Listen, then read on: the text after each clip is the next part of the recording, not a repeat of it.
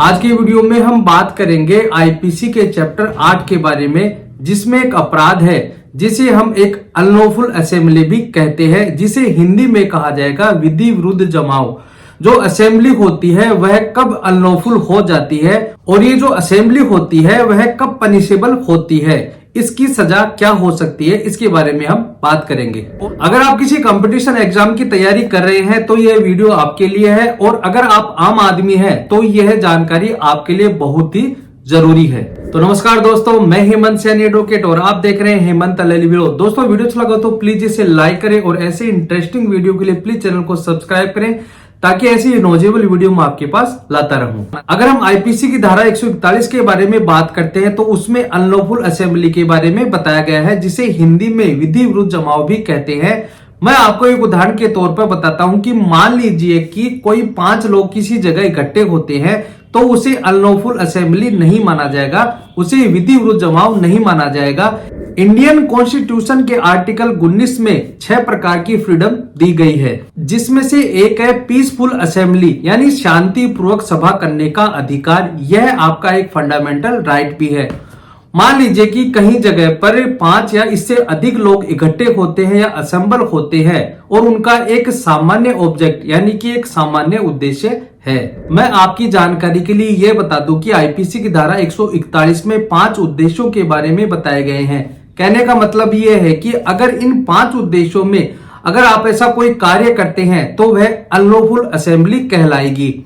मान लीजिए कि किसी जगह पर 5 या उससे अधिक लोग इकट्ठे होते हैं और वह यह सोचते हैं कि हम सरकार, संसद या किसी लोक सेवक को आतंकित करके हम अपनी बात मनवा लेंगे, तो उसे एक अनलॉफुल असेंबली माना जाएगा। आईपीसी की धारा 143 में यह एक अपराध है जिसमें 6 माह की सजा का प्रावधान दिया गया है। दूसरा उद्देश्य यह है कि अगर कोई 5 लोग या उससे अधिक लोग किसी जगह पर इकट्ठा होकर सरकारी भूमि पर या प्रॉपर्टी पर कब्जा कर लेते हैं और उसे हटाने के लिए कोई सरकार की टीम आती है और उसे वह कानूनी कार्रवाई नहीं करने देते हैं, उसे रोकते हैं, तो वह अनलॉफुल असेंबली कहलाएगी।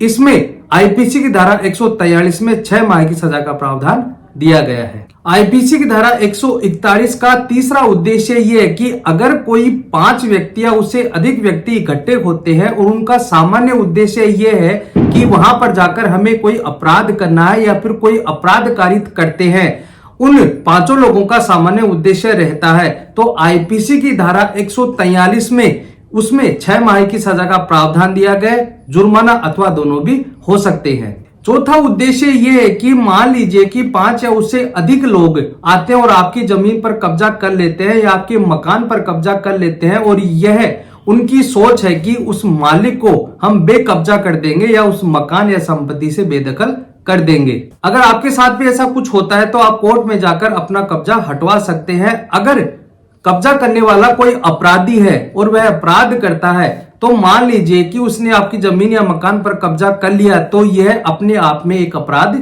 होगा। इसके लिए केवल इकट्ठा होना ही एक अपराध की कोटि में आ जाता है। आईपीसी की धारा 143 में जैसे मैंने आपको पहले बताया कि 6 माह की सजा और जुर्माना दोनों भी हो सकते हैं। और 5वां उद्देश्य यह है कि 5 या उससे अधिक लोग किसी व्यक्ति को काम करने के लिए रोकते हैं या फिर उसे मजबूर करते हैं। मैं आपको एक उदाहरण के तौर पर बताता हूं कि मान लीजिए किसी मामले में कोई व्यक्ति चश्मदीद गवाह है यानी आई विटनेस है, उसे मोहल्ले वाले लोग तारीख पे नहीं जाने देते हैं या फिर तारीख से एक दिन पहले उसे धमकी देते हैं कि अगर तूने गवाही दी तो तुझे जान से मार देंगे, या फिर उसे गवाही देने के लिए रोका जाता है, उसे मजबूर किया जाता है, तो आईपीसी की धारा 143 में 6 माह की सजा का प्रावधान दिया गया है। उसमें जुर्माना भी हो सकता है अथवा दोनों भी किए जा सकते हैं। आगे ध्यान से सुनना, 5 या 5 से अधिक लोग अगर कहीं पर इकट्ठे होते हैं और उनके पास हथियार है, वेपन्स है, तो आईपीसी की धारा 144 में 2 वर्ष की सजा का प्रावधान दिया गया है, जुर्माना अथवा दोनों भी किए जा सकते हैं। मैं आपको एक बात और बताता हूं कि मान लीजिए कि कहीं पर 5 या उससे अधिक लोग इकट्ठे होते हैं और वहां पर उनसे हटने के लिए कहा जाता है, यानी तितर बितर होने के लिए कहा जाता है। इसके लिए डीएम या एसडीएम को पावर दी गई है, वह लोगों से हटने के लिए रिक्वेस्ट भी कर सकता है। इसके अलावा और जो पब्लिक सर्वेंट है जो लॉ एंड ऑर्डर को मेंटेन कर रहा है उसके द्वारा भी पब्लिक को हटने के लिए कहा जा सकता है।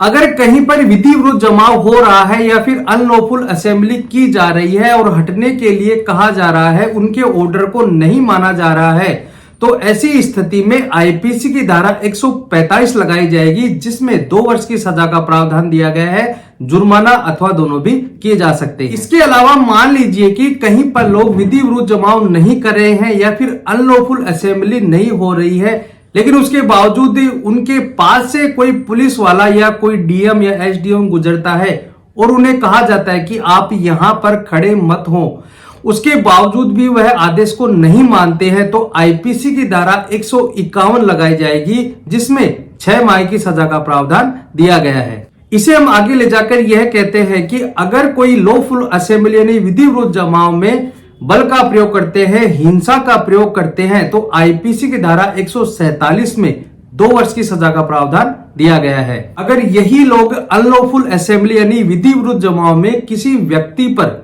हमला करते हैं, बल का प्रयोग करते हैं, धारदार हथियार चाकू या वेपन से उस पर हमला करते हैं, हिंसा करते हैं, तो आईपीसी की धारा 148 में 3 वर्ष की सजा का प्रावधान दिया गया है। तो दोस्तों आज के लिए इतना ही। मैं उम्मीद करता हूं कि आपको ये वीडियो समझ में आ गया होगा कि अनलॉफुल असेंबली इसको किस प्रकार से डिफाइन किया गया है और इसमें क्या क्या सजा दी गई है। वीडियो अच्छा लगा तो प्लीज इसे लाइक करें और ऐसे इंटरेस्टिंग वीडियो के लिए प्लीज चैनल को सब्सक्राइब करें ताकि ऐसे नॉलेजेबल वीडियो मैं आपके पास लाता रहूं। धन्यवाद।